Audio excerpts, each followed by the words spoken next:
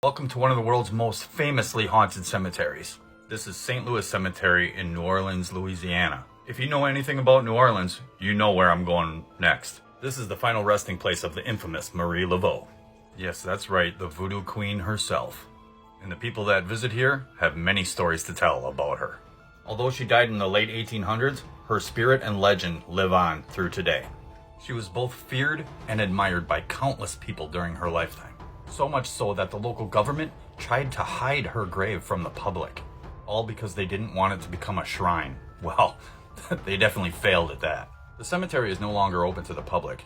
They closed it because people were desecrating her tomb.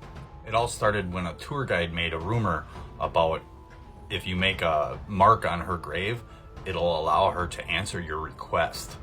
You can imagine the results. See? If you ever get a chance to go there, you'll definitely be able to tell which one is hers by all the trinkets around it. Although she's been gone for so many years, it appears that she is still a very powerful woman. One guy made a mistake of walking through the cemetery and mistakenly stepping on the ground associated with her tomb. Immediately he was slapped so hard it made him fall down to the ground.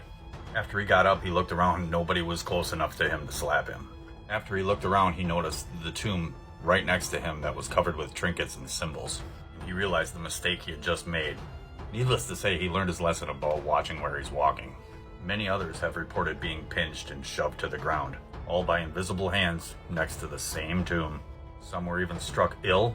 She seems to be most hostile to people who disrespect her burial place. She isn't always invisible though. There's been many sightings of seeing her wearing her red and white turban. Late at night you can also hear her chanting. Yikes.